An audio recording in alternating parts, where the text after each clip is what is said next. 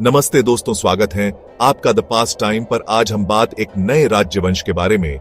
India, प्राचीन इतिहास का देश, भूले हुए साम्राज्यों का देश। इक्ष्वाकु वंश, जो कभी शक्ति और समृद्धि का प्रतीक था, दक्षिणी भूमि पर राज करता था। वे अपनी वीरता, अपनी बुद्धिमत्ता और कला के प्रति अपने संरक्षण के लिए जाने जाते थे। उनकी कहानी महत्वाकांक्षा, प्रेम, विश्वासघात और साहस के धागों से बुनी गई एक टेपेस्ट्री है। इक्ष्वाकुओं ने सिर्फ खंडहर ही नहीं छोड़े, उन्होंने एक विरासत छोड़ी। उनकी कला और वास्तुकला आज भी विस्मयकारी है। उनकी कहानियां युगों युगों से गूंजती रहती हैं, जो हमें साम्राज्यों की अनित्यता और मानव आत्मा की स्थायी शक्ति की याद दिलाती है। कहानी शुरू होती है श्री चंतामूल से, एक राजकुमार जिसका एक सपना था। उसने एक शक्तिशाली साम्राज्य, संस्कृति और समृद्धि के प्रकाश स्तंभ का सपना देखा था। अटूट दृढ़ संकल्प के साथ उसने अपने सपने को हकीकत में बदल दिया। उसने विजयपुरी शहर की स्थापना की, जो उसकी महत्वाकांक्षा का प्रमाण और इक्ष्वाकु वंश के विकास का प्रतीक है। चंतामूल के शासनकाल ने इक्ष्वाकुओं के स्वर्ण युग की शुरुआत को चिह्नित किया। उसने न्याय, ज्ञान और समृद्धि पर बने एक साम्राज्य की नींव रखी।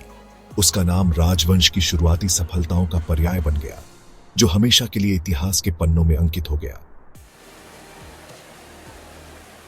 चंतामूल के उत्तराधिकारी वीर पुरुष दत्त एक अलग ही धातु के राजा थे। एक भयंकर योद्धा, उसने कई रणनीतिक विजयों के माध्यम से इक्ष्वाकु साम्राज्य का विस्तार किया।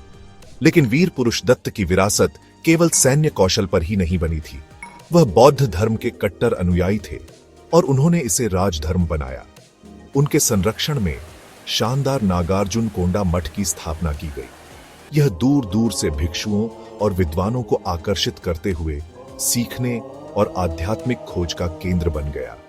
वीर पुरुष दत्त के शासनकाल में इक्ष्वाकु साम्राज्य अपने चरम पर पहुंच गया, जो अभूतपूर्व शक्ति और प्रभाव का काल था। रानी अभिर गौतमी, उनका नाम इतिहास में साहस और बुद्धिमत्ता के प्रतीक के रूप में गूंजता है। वीर पुरुष दत्त की पत्नी, वह अपनी राजनीतिक कुशाग्रता के लिए जानी जाती थीं। अपने पति की असामयिक मृत्यु के बाद उन्होंने सत्ता की बागडोर संभाली और रानी बन गईं। उनका शासनकाल शांति और समृद्धि से भरा रहा। वह कला की संरक्षक थीं और उन्होंने व्यापार और वाणिज्य को प्रोत्साहित किया।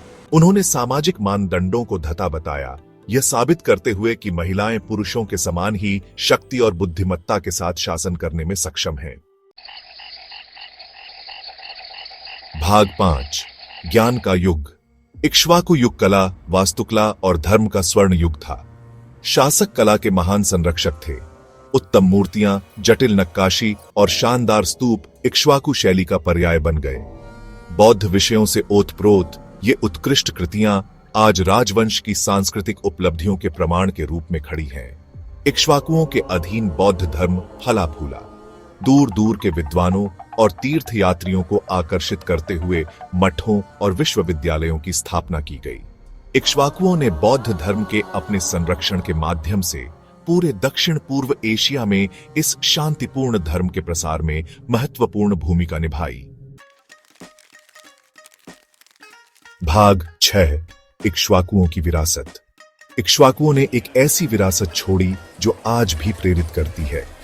उनके भव्य मंदिर और स्तूप हालांकि खंडहर में हैं, फिर भी उनके स्थापत्य कौशल के प्रमाण के रूप में खड़े हैं। वे कला और संस्कृति के संरक्षक थे। उन्होंने उत्तम मूर्तियां और शिलालेख छोड़े, जो उनके जीवन और विश्वासों की झलक प्रदान करते हैं। उनकी कहानी एक अनुस्मारक के रूप में कार्य करती है कि सबसे शक्तिशाली साम्राज्य भी क्षणिक होते हैं। फिर भी उनकी कला, उनकी संस्कृति, बौद्ध धर्म के प्रसार पर उनका प्रभाव, यही उनकी विरासत है। ये उनके अस्तित्व की प्रतिध्वनियां हैं, जो समय के गलियारों में गूंजती रहती हैं। भाग 7, अतीत की प्रतिध्वनि।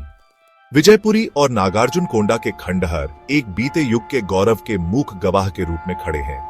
ये पुरातात्विक खजाने उस समय की कहानियां फुसफुसाते हैं, जब राजा ज्ञान से शासन करते थे और रानियों को उनके साहस के लिए सम्मानित किया जाता था। जटिल नक्काशी और राजसी स्तूप हमें सदियों पहले उन्हीं मैदानों पर चले लोगों के जीवन और विश्वासों की झलक प्रदान करते हैं। जैसे ही हम इन खंडहरों में घूमते हैं, हम समय में वापस चले जाते हैं। हम लगभग भिक्षुओं के जप, बच्चों की हंसी और राजाओं की घोषणाओं की गूंज सुन सकते हैं। इक्ष्वाकुओं की आत्मा न केवल पत्थरों और कहानियों में, बल्कि उन लोगों के दिलों में जीवित है जो अतीत को समझने और उससे सीखने की कोशिश करते हैं। भाग 8। एक साम्राज्य का पतन। कुछ भी हमेशा के लिए नहीं रहता। सभी साम्राज्यों की तरह इक्ष्वाकु वंश भी परिवर्तन की हवाओं से अछूता नहीं था। पश्चिम से आक्रमणों ने सत्ता पर उनकी पकड़ कमजोर कर दी। आंतरिक कलह और राजनीतिक उथल-पुथल ने उनकी ताकत को और कम कर दिया। आखिरी झटका गर्मियों के तूफान की तरह तेजी से आया। कमजोर और विभाजित इक्ष्वाकु एक अथक दुश्मन के हाथों गिर गए। उनके शानदार शहर, जो कभी जीवन के हलचल भरे केंद्र थे, समय की रेत में छोड़ दिए गए। कभी शक्तिशाली साम्राज्य इतिहास के पन्नों में लुप्त हो गया, रहस्य और आश्चर्य में डूबी एक विरासत को पीछे छोड़ गया। भाग 9। इक्ष्वाकुओं से प्रेरणा। इक्ष्वाकुओं की कहानी केवल एक भूले हुए साम्राज्य की कहानी नहीं है। यह मानव आत्मा, महानता के लिए हमारी क्षमता और शक्ति की अनित्यता का प्रमाण है। इक्ष्वाकु हमें याद दिलाते हैं कि विपरीत परिस्थितियों में भी हम असाधारण चीजें हासिल कर सकते हैं। उनकी कहानी हमें बड़े सपने देखने, बेहतर भविष्य बनाने और एक ऐसी विरासत छोड़ने के लिए प्रेरित करती है जो आने वाली पीढ़ियों को प्रेरित करेगी। जैसे जैसे हम उनकी विजयों और असफलताओं से सीखते हैं, हम खुद को और समय के निरंतर बदलते पहिए की गहरी समझ हासिल करते हैं। इक्ष्वाकु भले ही चले गए हों, लेकिन उनकी कहानी गूंजती रहती है, हमें याद दिलाती है कि सबसे शानदार साम्राज्य भी अंततः ढह जाते हैं, रेत में केवल प्रतिध्वनि छोड़ जाते हैं।